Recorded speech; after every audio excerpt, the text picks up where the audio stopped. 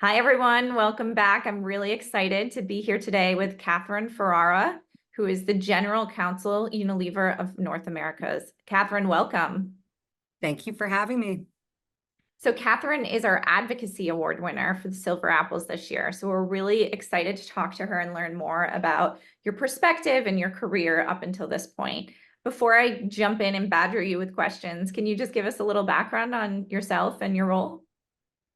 Sure. I recently took over the role of General Counsel for North America. I've been at Unilever 12 years. I'm not quite sure how that much time has passed. I think of Unilever kind of as like my second life. Before I was at the National Advertising Division, and so I think that's where I really first started to experience the world of advertising self-regulation and see how a lawyer could be an advocate, in their day-to-day. Mhm. Today, I am responsible for helping the North America department navigate a major transformation that Unilever is going through, um, along with things like, embracing new technology, changing the way that we work, and of course, navigating a very, very busy and active external environment. Yeah, I can imagine over your 12 years there and before that, there's so much that has changed in the business and expectations have changed on the consumer side. The technology, like you said, has changed. Can you walk us through some of the real pivotal moments in your career or any moments that you really had to kind of step back and reflect? So when I started at Unilever, I did not have a lot of experience negotiating, agency agreements, or looking at IP issues. But I certainly came with a lot of experience in claim substantiation, and a lot of experience, from the NAD world. We had just started really bringing our own monitoring cases at the time, related to advertising on social media. So just before I left the NAD, I had written like one of the first decisions on an ad that was on Facebook. And when I got to Unilever, I realized that there was no, like organized fashion to kind of like working on the social and digital side of things. Back then, we had a monthly calendar. So we had a social media content calendar that we reviewed every month with all the things that we were going to post ahead of time. Mhm. And, at the time that worked, but we could see very quickly that we were going to need to find a way to do that better. And when I fast forward to today and I see how much of, our focus is digital and social, it makes me smile to see how far we've come. Mhm. Um, it's also a great lesson because what's old is new again. These things continue in our world to come up in different forms. But we have a really good foundation, for staying on top of it. I love it. I love the idea of kind of looking back and using learnings from the past to kind of reflect on how to do things moving forward. So you said over the 12 years you do it kind of drastically different. Can you just talk to us a little bit, and obviously you don't have to give us any of your like big secrets, but can you just talk to us a little bit about why it's so different and how you're doing it so different now? Is it the speed of review that you need to do, or the volume, or the regulations themselves have changed? So, I mean, for me, my role is very different. And when you're not on the front lines, if you don't want to be a micromanager, you have to find a way to really operationalize things. So I'm very focused on governance at a high level. Mhm. Um, I think what is certainly so different today for the entire team is speed. I also think there is an incredible onslaught of new technology, like every single day. And What comes along with a lot of the new tech is data. So, when I started as an advertising lawyer years ago, privacy was a whole separate topic. Mhm. Over the years, I dabbled in privacy and then eventually took on the privacy program. And at that point, I really, emphasized the importance with the team of everybody having that fundamental understanding of privacy issues. You don't have to be an expert. We have the expert here, right? But you've got to be able to see this stuff and be able to issue spot, because now you can't be an advertising lawyer without talking about data. Mhm. I also think there is an incredible amount of influence um, that the social media content has over the consumer. And that can be good and bad. Mhm. We see it used for great purposes, and we see some great messaging that goes out that really brings people together. We also see a lot of misinformation Mhm. and a lot of, unnecessary crisis. And so on top of the speed, right, of just getting content out that is compliant, you also have to be able to react very quickly. Mhm. Yeah, that's an interesting point. I think, not enough marketers have reflected on the responsibility they have as a content influencer. I think so many times we're focused on the brand need and what we really need to deliver, that you're not thinking about how much you're saying and influencing what others are doing, and the responsibility that you hold in that role. So Yes. you talked about your team and how your role has changed. How do you keep your team up to speed and on top of all of the changes? I'm still working on perfecting it, right? I have, a series of stand-ups, some one-to-one, some in a group. I'm lucky that I work with incredibly intelligent people who are very collaborative.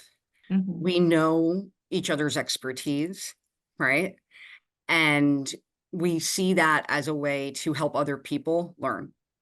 So I oftentimes, if you can teach people what you know, right, you can get a lot more done.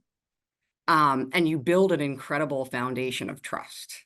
And then, I think a lot of it is also about making sure everybody starts the year off with a really clear view of what the strategy and goals are for the year, and that we're checking in regularly to see, do we need to update those? Do we need to shift priorities based on what's happening with the business? Um, that is something that this year I've, expanded as my role changed. I've really been, emphasizing with the entire department how important it is to start the year off with a strategy and a goal plan. Mhm. Not, because it's something that you need to check off the list, but because it really helps you prioritize, and it Mhm. helps us see, right, opportunities where we can combine forces, which often is the case, right, to get so much more done. I love that. And I love the combination, obviously when you're managing a big team like that, there's the tactical components of setting goals and following through and collaborating.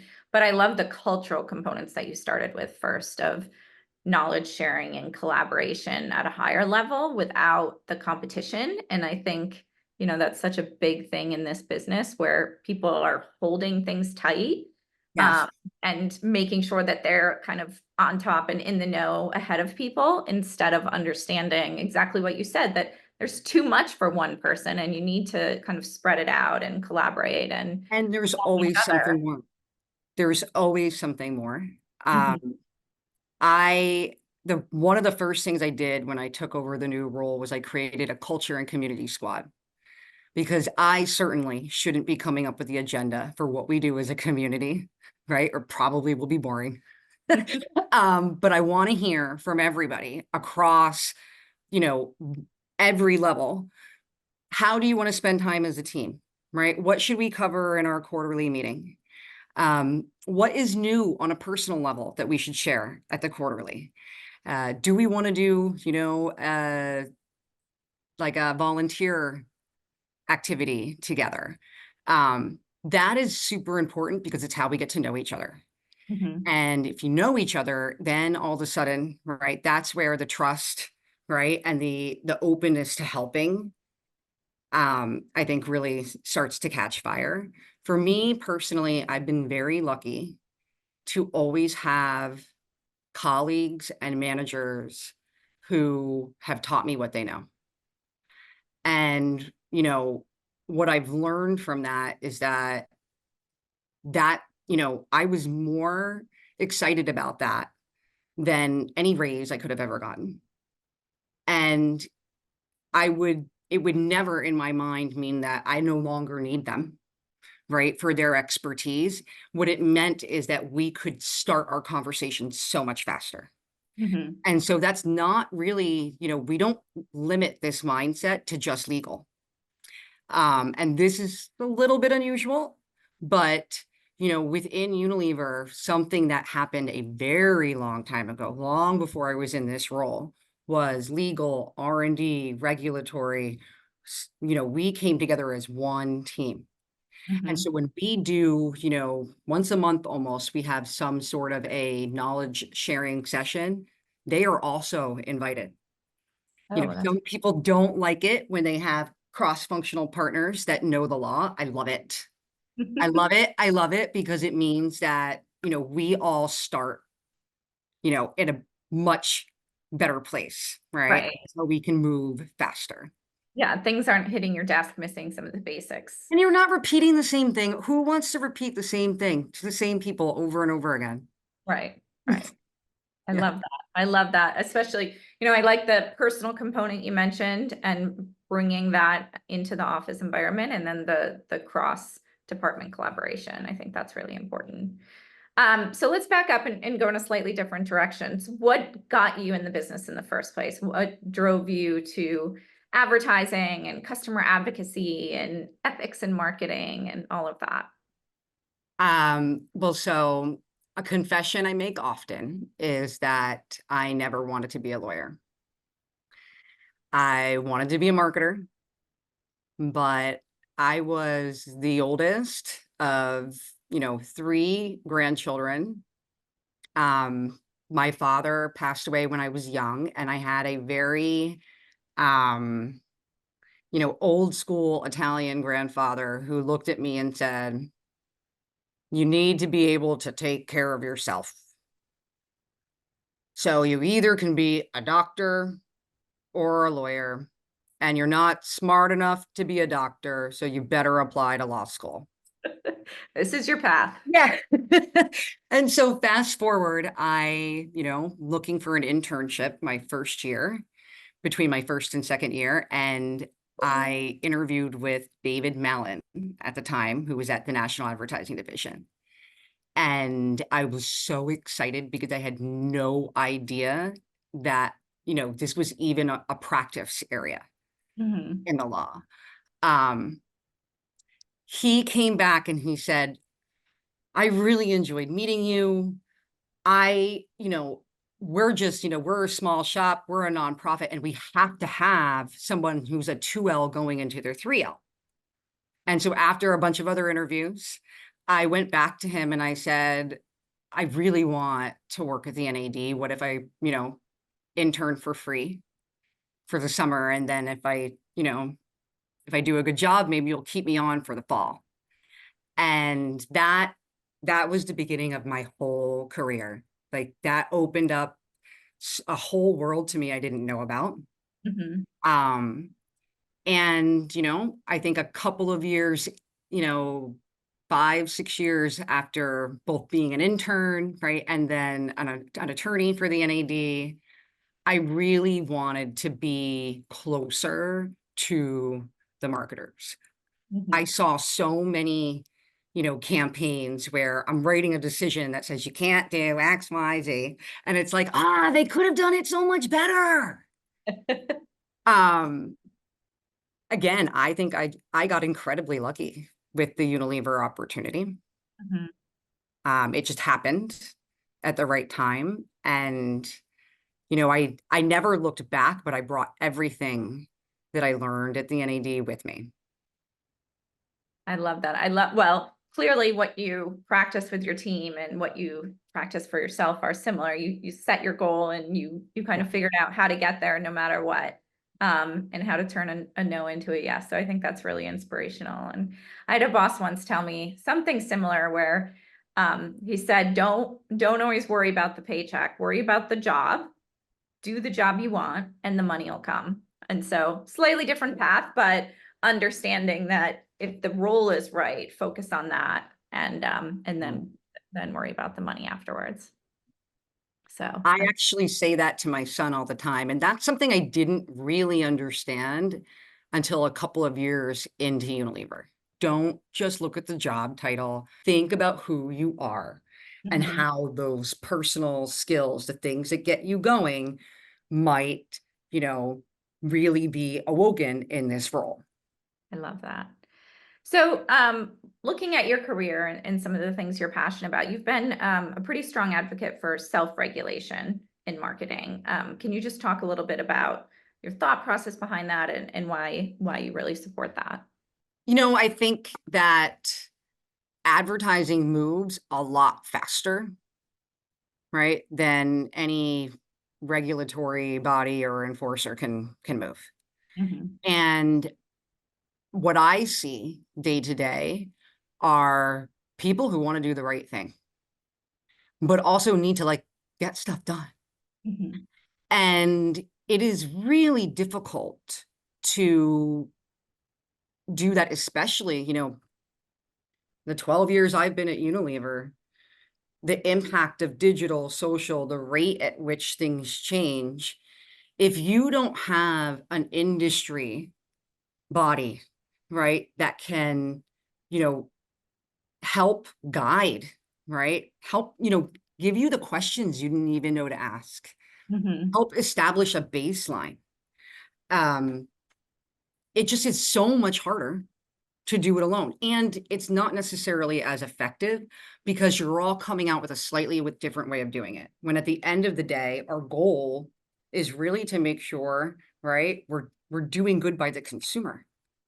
mhm, And so, when it comes to things like advertising self-regulation, the industry really benefits, from those forums and from the working groups that form. Um, and that's why I've been such an advocate, and I've been an advocate for those things to evolve. I love that. So, we talked about self-regulation and a couple other things. What trends are you watching right now, or maybe excited about or concerned about going forward? Um, I've been very involved in data privacy as a legal practice, but the really more externally on data ethics over the past few years. We now have a US privacy lawyer who is leading our program and doing a fantastic job with this. But one of the things that I felt I was lucky to be somewhere that kind of starts with a people first mindset. Um, because privacy regulation is moving so quickly and it is a patchwork that is becoming, you know, nearly impossible to navigate the right way every single day. You need something else to rely on, right, to keep you in the right. And it can't be a list of compliance, right, check the box, right, activities. And that's where I think a data ethics program, right, having your organization understand what data ethics is, the responsibility that comes along with data is incredibly important. And so as we're seeing a lot of legislation for, you know, teens and children online, all I can think is, whatever we end up with, I'm sure there will be some, whether a state or federal law coming soon, there will still be gaps. And even if you're following the law, you could still end up unintentionally, harming the audience you're trying to help. Mhm. And so that's where I think, self-regulation is going to continue to be incredibly important. Programs like, the Digital Advertising Alliance and, their icons, um, Mhm. which is something that Unilever adopted when they first launched, almost like 12 years ago, I think. And, now today is the big part of consent Mhm. management for lots of the industry. So it's great to see that kind of evolution. Kathryn, can you give us an example of someone who really inspired you or motivated you in your career? Yes, I have a village. I'm one of those. It took a village to raise this child. Um, I'd have to start with my mom and my grandmother, who taught me intuition, right? They taught me to be confident and, always do your best and then move forward. Andrea Levine, who, you know, gave me, she took the biggest chance on me. She hired me right out of law school. And that taught me to take a chance on other people. And I would say I have an incredible manager today who I have worked for off and on, Luis Hernandez.